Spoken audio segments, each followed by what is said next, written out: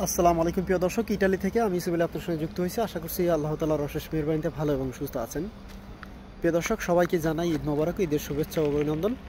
আপনারা জানেন যে সৌদি আরবের সাথে ইটালিতেও ঈদ পালন হয়। তো সেই জায়গা থেকে আজকে নামাজ শেষে আপনাদের সঙ্গে যুক্ত হলাম কিছু প্রশ্নের উত্তর নিয়ে।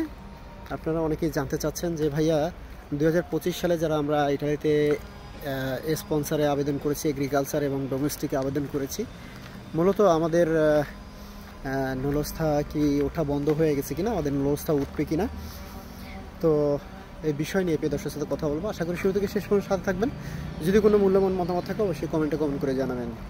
তো যাই হোক, শুরুতেই আপনাদেরকে বলছি, যদিও এই নিয়ে আপনাদের সাথে কয়েকবার এই বিষয় নিয়ে কথা বলেছি, তারপরও পুনরায় আরও একবার আপনাদেরকে আপনাদের কমেন্টের উত্তর দিচ্ছি। এই জন্য দেখেন, আপনারা যারা এই ইটালিতে আবেদন করেছেন 2025 সালে, মূলত শুরুতেই কিছু নলস্থা ওঠা শুরু হয়েছিল। সেখান থেকে হয়তো 200-400-র মতো আপনার নলস্থা উঠেছে। তার পরবর্তীতে আবার নলস্থা একেবারে ওঠা বন্ধ হয়ে গেছে। এর কারণটা কি? এর কারণ হলো যে আপনার যখন আপনার নলস্থা ওঠা শুরু হয়েছিল, তখনই সেই নলস্থাগুলো আপনার করা হয়েছে। আর করার পর আপনার একেবারে নলস্থাগুলো স্থগিত হয়ে গেছে। হ্যাঁ, এই স্থগিত হওয়ার কারণটা হলো যে দেখেন, মালিকদেরকে ডাকা হয়েছে রেবুকারের সময়, কিন্তু অনেক মালিকরা আছে যারা যায় নাই। না যাওয়ার কারণে এখন বর্তমানে এটা আস্তে আস্তে ডাউন হয়ে গেছে। হ্যাঁ, এবং একটা কথা মনে রাখবেন, কি জানেন, যদি আপনার সঠিক জায়গায় যদি আপনার আবেদনটি হয়ে থাকে, তাহলে অবশ্যই আপনি ইটালিতে ভিসা নিয়ে আসতে পারবেন। তবে এখানে একটা কিছু কথা আছে, সেটা হলো যে দেখেন, যদি দেখেন যে আপনার করা হয়েছে, আপনার রেবুকারের কাগজপাতি সমস্ত কিছু ডকুমেন্টসগুলো ঠিকঠাক মতো দেওয়া হয়েছে। অনেক কিছু আছে না, মাঙ্কা থাকে, যেরকমটা আপনার বাসার আলেজ্য, তারপরে মালিকের কিছু ডকুমেন্টসের সমস্যা থাকতে পারে, সেগুলো গিয়ে মালিক ঠিকঠাক করে দিয়ে আসে এর উত্তরে। যদি দেখেন যে আপনার মালিক হ্যাঁ ঠিক করে দিয়ে আসছে, যারা এখন পর্যন্ত উত্তর পান নাই, অবশ্যই আপনারা পেয়ে যাবেন, অপেক্ষায় থাকেন। যদি আপনার মালিক লিগালি যেয়ে থাকে, গিয়েছে কি না গিয়েছে সেটা একান্ত আপনি জানেন এবং মালিক জানে।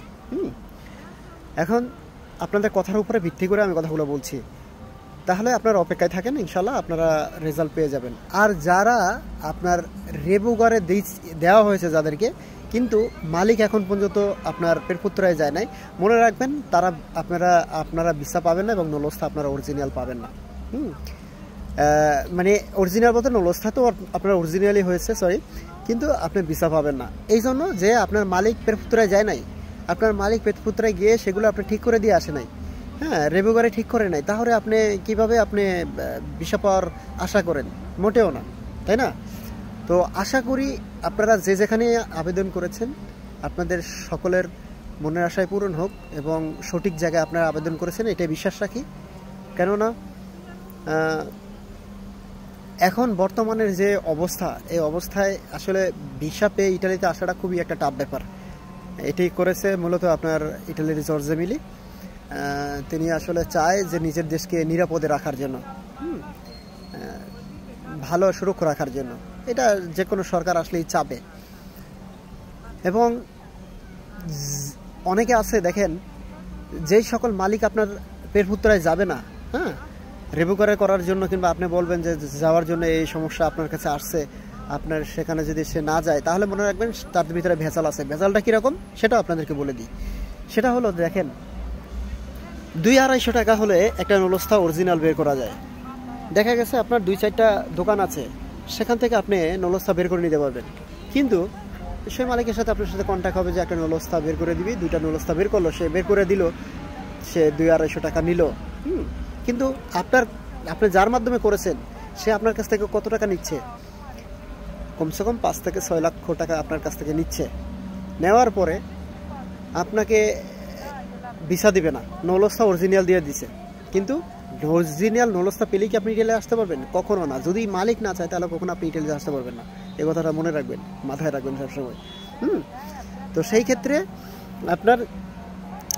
এরা যেটা করে, আপনাদেরকে 9-6 বুঝিয়ে রাখবে এবং বলে, আজ দেখো নলস্থা তো অরিজিনাল দিছি, এই সেই, কিন্তু আপনার কাছ থেকে 5-6 লাখ টাকা নিয়ে নিছে অলরেডি।